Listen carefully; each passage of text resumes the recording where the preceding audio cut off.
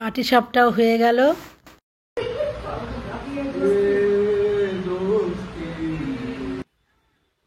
Hello বন্ধুরা, আমি সমিতার সাম্রাজ্যের আরেকটি নতুন পর্বে তোমাদের সবাইকে স্বাগত জানাই। আজ শুক্রবার আর এখন বাজে সকাল 10টা। চলে এসেছি ছাদে। এই গাছপালাগুলো একদম আমার সন্তানের মতন।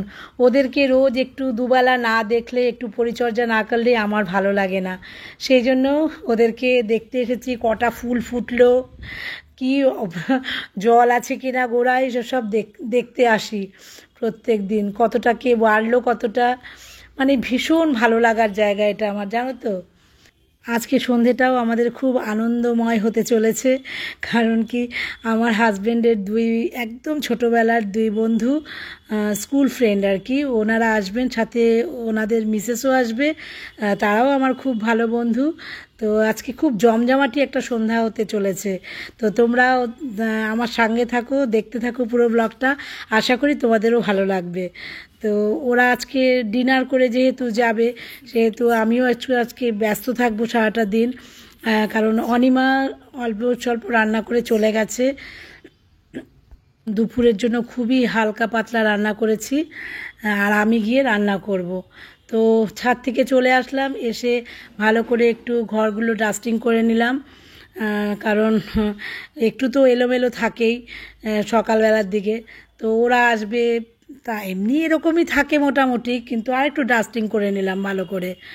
তো এবার আস্তে আস্তে রান্নাঘরে ঢুকবো, আর সব রান্নাগুলো আমিই করব, কারণ গেস্ট আসলে মোটামুটি আমি নিজেই রান্না করার চেষ্টা করি, কারণ আমি রান্না করতে ভালোবাসি। আমি খুবই ভালোবাসি রান্না করে গেস্টদেরকে খাওয়াতে। তো সেই জন্য অনিমাকে আর বললাম যে তুমি অল্প স্বল্প রান্না করে চলে যাও, আমি রাতের রান্নাটা আমি করে নেব। তো এদিকে আমার ঘর দুয়ারও গুছানো হয়ে গেছে। তো চলো এবার আস্তে আস্তে রান্নাঘরের দিকে যাওয়া যাক।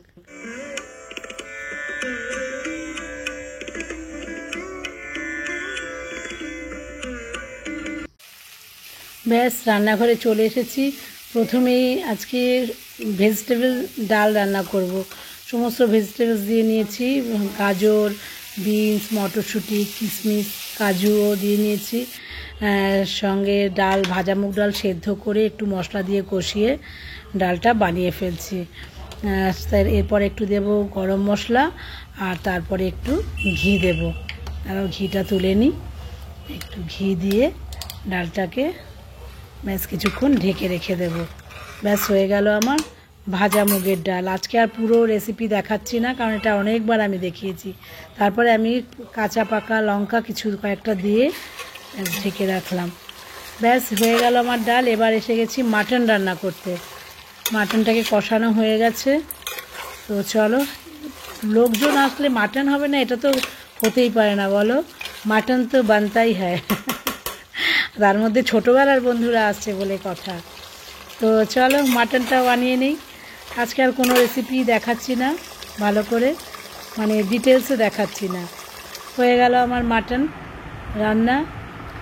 আসলে রেকর্ড করতে তো অনেকটা সময় যায়, সেই জন্য আর আজকে আর বেশি রেকর্ড করিনি।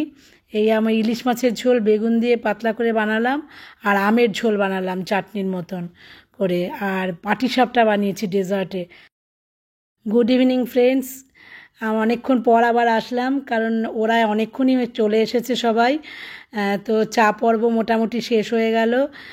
চিকেন ফিঙ্গার আর বিস্কিট আর চা দিয়ে আমাদের চা পর্ব সারলাম।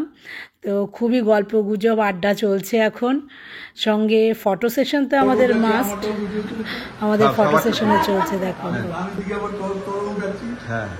সবাইকে নিয়ে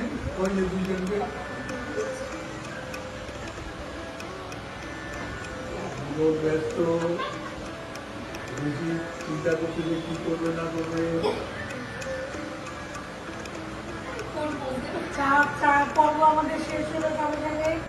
দারুণ জমে উঠেছে আমাদের আড্ডা, জমজমাটি আড্ডা চলছে। কারোর আর খাওয়ার দিকে মনই নেই, এত মজার মজার গল্প, ফটো তোলা, আড্ডা, ছোটোবেলায় ফিরে যাওয়া, সব একসঙ্গেই আমাদের গল্প গুজব চলছিল।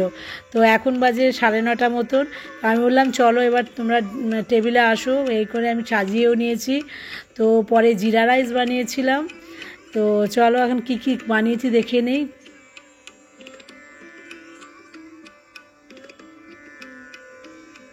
চলো ডেজার্ট থেকে শুরু করি। মালাই চমচম, পাটিসাপটা, সবজির ডাল, সাথে আলু ভাজা, জিরা রাইস, মাটন কষা, ইলিশ মাছের বেগুন দিয়ে পাতলা ঝোল আর আমের চাটনি।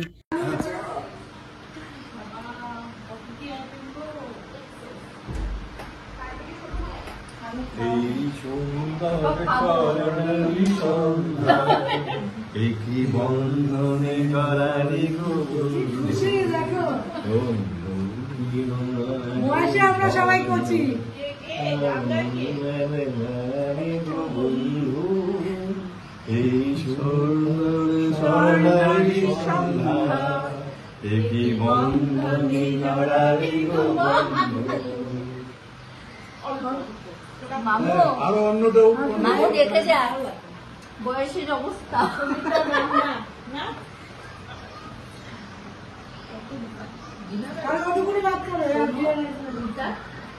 তুমি আমাকে পাটিসাপটা না খেলে কিন্তু নিয়ে যাবো না। এখনো খাওয়ার পর নাও আমাদের কি হলো জানো,